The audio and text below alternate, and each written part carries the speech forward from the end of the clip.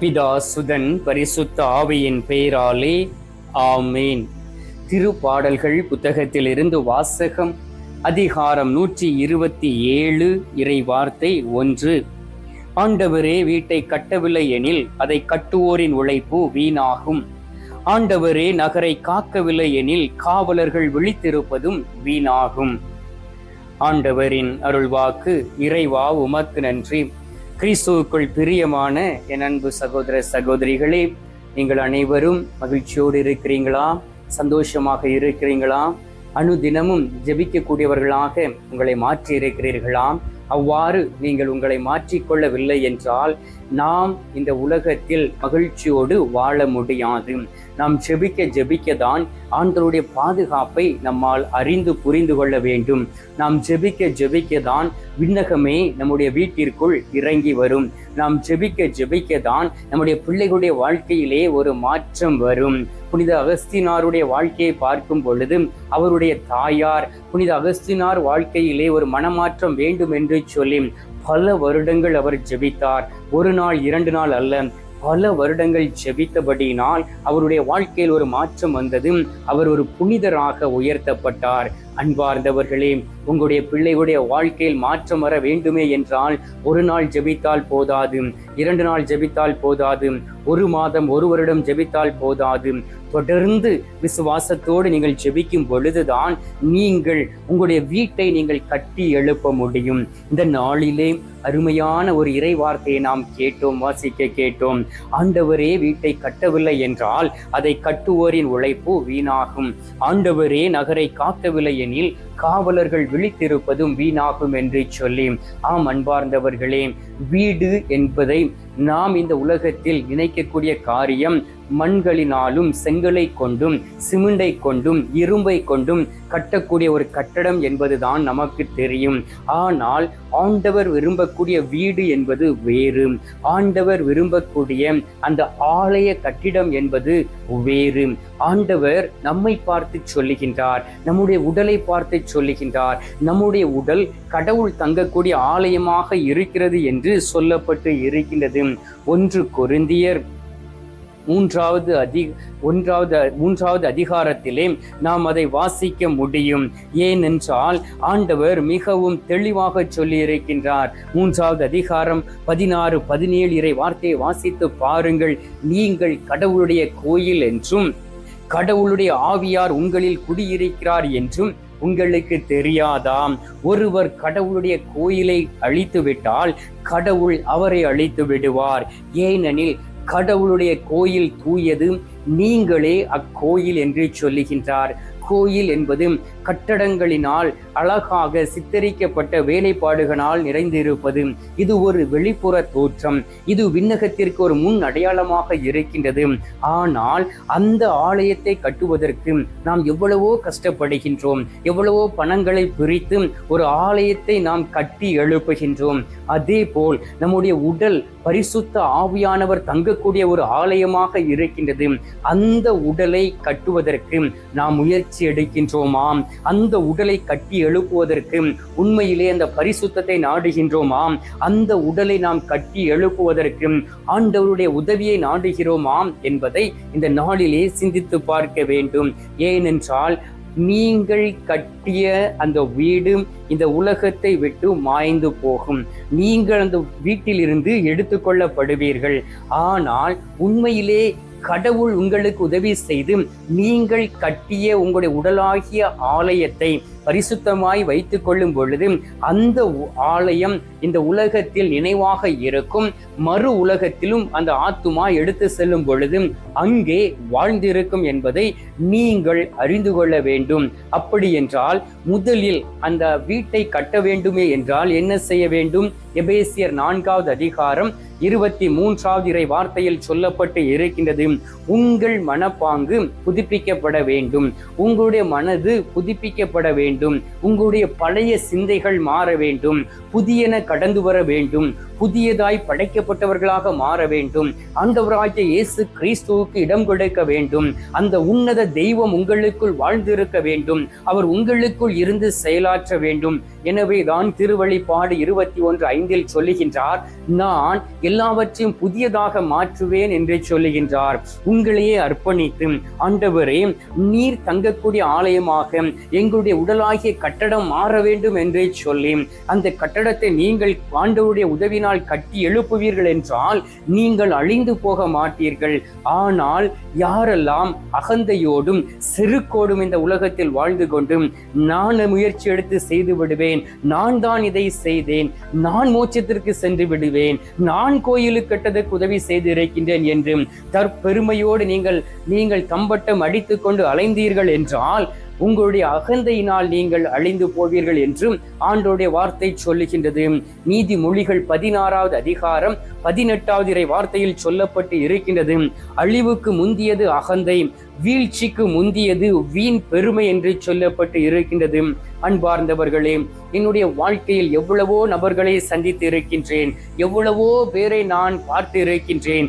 அவருடைய வாழ்க்கையிலெல்லாம் அவர்களுடைய அழிவுக்கு முந்தியது அகந்தையாய் இருந்திருக்கின்றது, அவருடைய வீழ்ச்சிக்கு முந்தியது வீண் பெருமையாக இருந்திருக்கின்றது.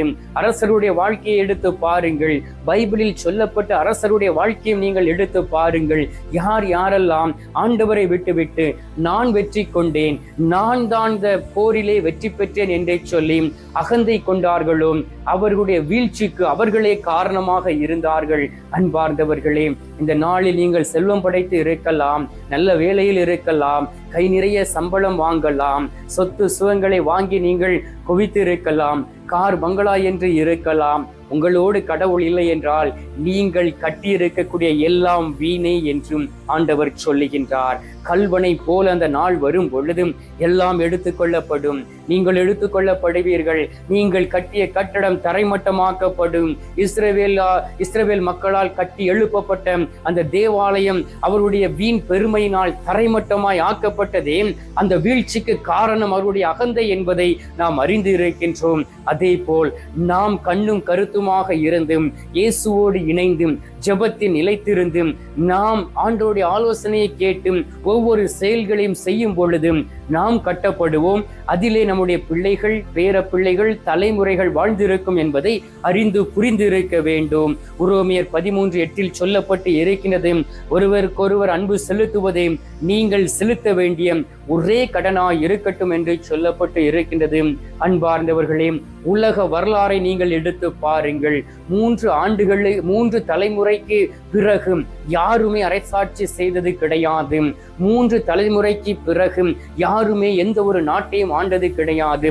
இப்போது ஆட்சி செய்து கொண்டு இருக்கக்கூடிய ஒவ்வொரு நாட்டின் தலைவர்களை நீங்கள் உற்று நோக்கி பாருங்கள். அவர்கள் 3 தலைமுறையாய் ஆண்டிருக்கலாம், அல்லது 2 தலைமுறையாய் ஆண்டிருக்கலாம். 4வது தலைமுறை வரும் பொழுது அதை பிரித்து ஆண்டவர் வேறு யாருக்கும் கொடுத்து விடுகின்றார். ஏனென்றால் சுயநலத்தினால் அவர்கள் தங்களை கட்டி எழுப்புகிறார்கள். இந்த நாளிலே ஆண்டவர் உங்களை பார்த்து கூப்பிடுகின்றார், உங்களை அழைக்கின்றார். நான் உங்களுக்காக ஒரு கட்டடம் கட்டப் போகின்றேன், உங்களுக்காக நான் உங்களுக்கு ஒரு வீட்டை கட்டப் போகின்றேன்.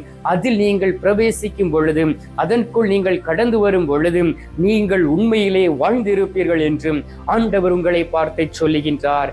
அன்பார்ந்தவர்களே, இந்த அருமையான நேரத்திலே, இந்த அருமையான சூழ்நிலையை, இந்த அதிகாலை நேரத்தை ஆண்டவர் நமக்கு உருவாக்கி கொடுத்திருக்கின்றார். இந்த நேரத்தில் கடவுளை தேடுபவர்களாக மாறுவீர்களாம்.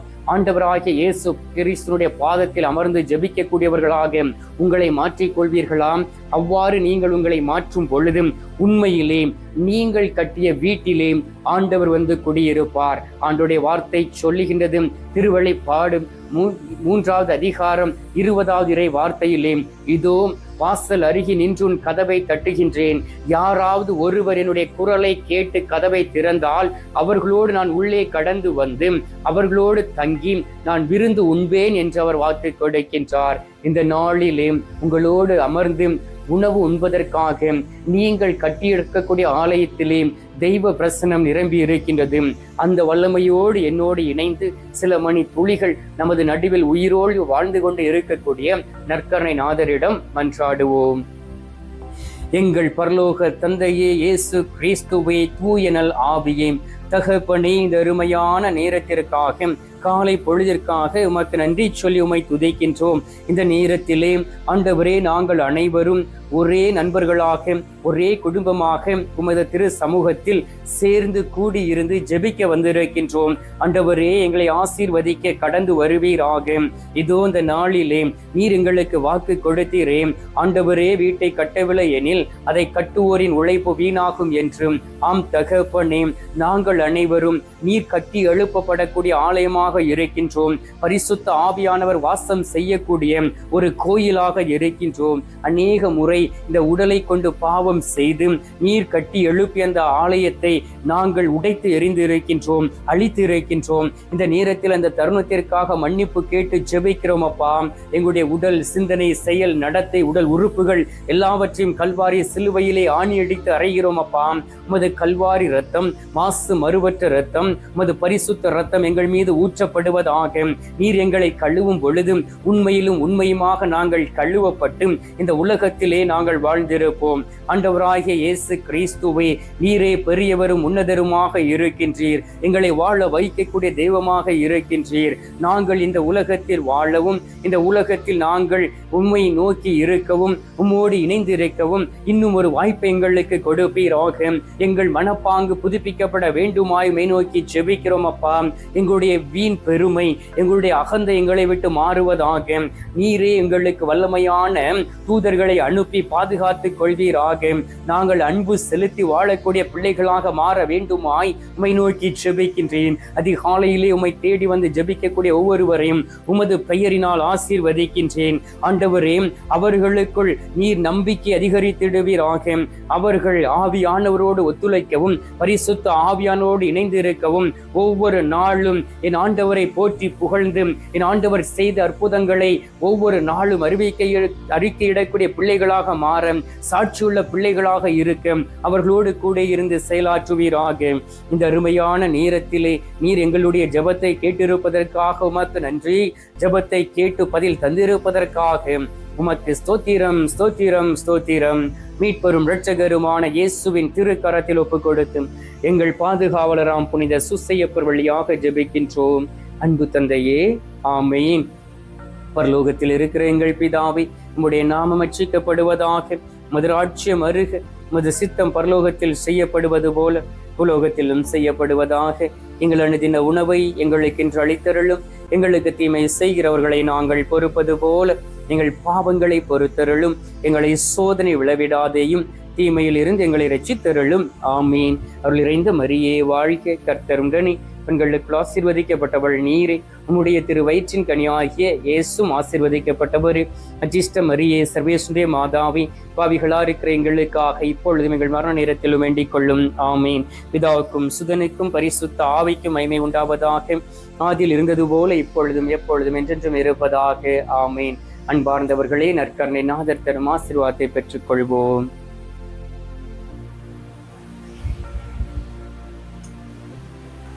எல்லாம் அல்ல இறைவன், பிதா, சுதன், பரிசுத்த ஆவி உங்களை ஆசீர்வதிப்பாராக. ஆமீன்.